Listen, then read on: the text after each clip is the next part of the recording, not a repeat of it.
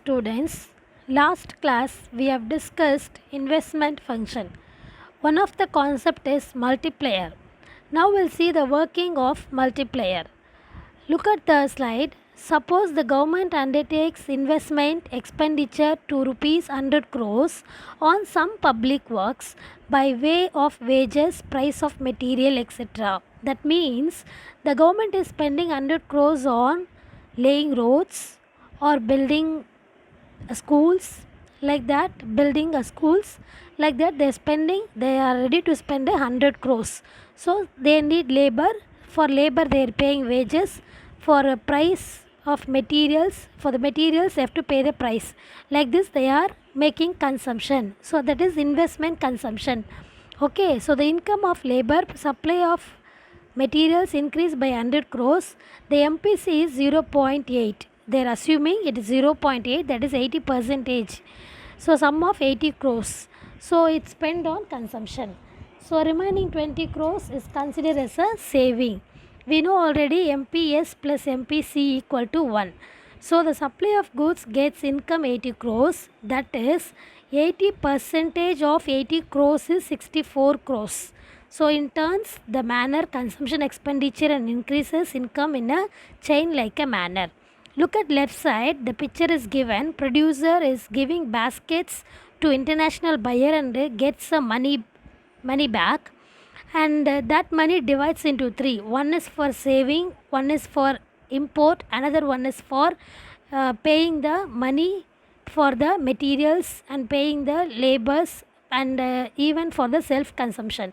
And that man, what he is doing, he divides the money into three. From that money he is saving some amount of money, and he spend for imports, and he spend for self consumption and investment expenditure. This is a way it goes like a chain. This is called as in working of multiplier. This is deals with classification of multiplier. We have two types of multiplier. One is static, other one is dynamic. What is multiplier? First, change in investment brings the change in income. That is called as multiplier. So when the income investment change, the income is also changed simultaneously. That is called as in static multiplier. When the income investment change, the income takes some time to change. It is called as a dynamic multiplier. There is no time lag between investment and income. Here there is a time lag between investment and the income. And the third point under static is no change in MPC. MPC is assumed 0.8, I told you, no. So it is constant, and it is otherwise known as the static multiplier is otherwise known as timeless multiplier, logical multiplier, simultaneous multiplier, and this dynamic multiplier is also known as sequence multiplier. This is the two types of multiplier. The next one is leakages of multiplier. What is leakages of multiplier? The people not spend their income on consumption, rather than they are spending on other items. What are the other items? First point, payment towards past debt. So suppose a person is having old loans, he has to pay the old loans, means he cannot concentrate more on consumption. MPC will reduce. Purchase of existing wealth. Suppose the existing wealth purchasing the land, building, and equipments, as well as securities, shares. So these all will be, money will be circulated with them only. It will not increase the MPC. Import of goods and service. Suppose the person is involved in the import, the income stream in the country will change. So it reduces the value of multiplier. Non-availability of consumer goods. They think they always there will be a demand is equal to supply. Whatever they are producing, it's equal to supply, they think. But instantly sometimes demand exceeds supply. So it creates a inflation only. It not creates a multiplier value. So the multiplier value will not work out that time. Full employment situation. What is full employment situation means? In the case of full employment, all the resources are used by the people. So the additional investment leads inflation. It's not brings the multiplier effect. These are the leakages of multiplier. Now we'll see the uses of multiplier and the kinds of multiplier. Multiplier highlights the importance of investment, income and employment theory. So it gives importance for the investment, income and employment. Second point, the process throws light on the different stages of trade cycle. Trade cycle has a 4 phases: depression, inflation, recession, recovery. Like that it has a 4 phases. So we are studying the stages of trade cycle. It brings the equality between saving and investment. S refers saving, I refers investment. Helps in formulating government policies. Depend upon this multiplier, the government will make some government policies. Helps to reduce unemployment and achieve full employment. See, all our 5-year plans aim is to achieve the full employment. So this multiplier concept will be very much helpful to reduce the unemployment and create a full employment and achieve the full employment. And we'll see the kinds of multiplier. One is tax multiplier, employment multiplier, foreign trade multiplier and the investment multiplier. These are the kinds of multipliers. Now we'll see the accelerator principle. A given increase in the demand for consumption goods in the economy generally leads to an accelerated demand for machines, investment goods. So here we are discussing consumption goods, investment goods. See, when you consume more, the demand level will be high. If the demand level is high, it leads to create a higher investment. Investment is nothing but buying land, building, machines, equipments, everything is also known as investment. So whenever there is a demand for consumption goods, it leads to accelerate. What is called as an accelerate? It leads to increase the demand for machines. Look at the graph here. The orange line is consumption goods, the blue line is demand for machines. Look at this, when the consumption goods increase, it's increasing 16th level. The machineries, demand for machineries increase at the 24th level. A small change in the consumption goods bring a wide change in the investment goods. This is called as an accelerator principle. Now we'll see the definition for accelerator. Accelerator, we all know accelerator, even it is used in the bike. Why? The reason is to speed up, to go one level to another level. Here also accelerated coefficient is the ratio between induced investment and an initial change in the consumption. We know autonomous investment and induced investment. Autonomous investment made by the government, it's a welfare motive. Induced investment made by the private people, it's for the profit motive. So the ratio between induced investment and the initial change in the consumption is called as accelerator. The formula to calculate accelerator is change in investment divided by change in consumption, delta I by delta C.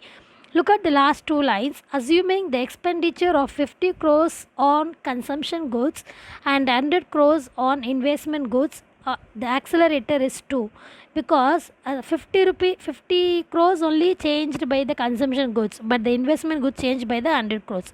Double time it was increased. So 100 by 50 equal to 2 is the value of accelerator. Next we'll see the assumptions. What is called as an assumptions? If these points are agreed, if these points are understood, then only the theory can be valid, theory can be operated. So the first point is absence of excess capacity in consumer goods industries. The consumer goods industries, they doesn't have a more capacity. Second point, constant capital output ratio. The capital increased by 50%, the output is also increased by 50%. So it's a constant rate between capital and the output. Third point is increase in demand is assumed to be a permanent. They think that always there will be a high demand in the market. Next point, supply of fund and other inputs is quite elastic. What is quite elastic? Easily you can take more loans, easily you can get the raw materials for your production. Last point, capital goods are perfectly divisible in any required size. So your capital goods can be changed by any size, any required size. Now see accelerator effect. 3 level it's given. Increase in consumer demand. When consumer demands increase, firm gets close to full capacity. They tries to use all their resources and it leads to firm invest to meet rising demand. They started investing goods on the investment expenditure. This is called as an accelerator effect. Operation of the acceleration principle. Look at the slide. Let us consider a simple example. In order to produce 1000 goods, 100 machines are required. 1000 consumer goods, 100 machines. Machines are investment goods, 1000 is a consumer goods. So 1000 consumer goods, we need 100 machines. The working life of a machine is 10 years. 10 years one machine can be work without any fault, and after the 10 years you have to replace the machinery. This means that every year 10 machines have to be replaced in order to maintain constant flow of 100 consumer goods. So after the 10 years what will happen? Every year they have to purchase 10 more machineries in order to maintain 1000 consumer goods. So a small suppose the demand for consumer goods rise by 10 percentage, will lead to increase in demand for 10 more machines from 10 to 20 percentage. A small change in that what says here, it shows the mild change in the demand for consumer goods will lead to a wide change in the investment good. 10% consumer goods demand increase means it leads to increase the 20 percentage of demand for the investment goods. This is known as operation of acceleration principle. Now we'll see the diagrammatic explanation for the accelerator. Look at the colorful diagram is given. Now income is measured on x-axis, saving and investment is measured on y-axis. We know the formula for the accelerator, delta I by delta C. But here it's given income because consumption comes out of income only. That's why income is given here. Income level is Y1, Y2, Y3. Investment level is I2, I3, I4. There are three lines E1, E2, E3. They are called as an equilibrium level. So SS is a supply curve, II is an investment curve. So where the S and I intersect, that is E1 equilibrium. At the level of equilibrium, OI2 is an investment. It's increased the income by OY1. Now the investment is increased from OI2 to OI4. It leads to increase the income by OY1 to OY3. So the equilibrium is shifted from E1 to E3. Okay. Now we'll see this. If the increase in income is I2 to I4 is purely exogenous factors. What is called as an exogenous factors? See, investment is determined by the rate of interest and the profit. We have discussed already this. See, apart from this, there are many factors which determines the investment level. That is called as an external factors. So that takes place between I2 to I4. So it's increase the level of income from OY1 to OY3. So it's because of the multiplier. So it is assumed that exogenous investment is I2 to I3 and the induced investment is I3 to I4. Induced means it's purely because of profit investment takes place. Exogenous means out of profit the other factors determines the investment. Maybe raw material available at a cheap manner, or loans are available at a very low rate of interest. There are many factors, or they want to continue a production in the factor in the country. So there are exogenous investment. Therefore increases in income by y1 to y2 is due to multiplier effect.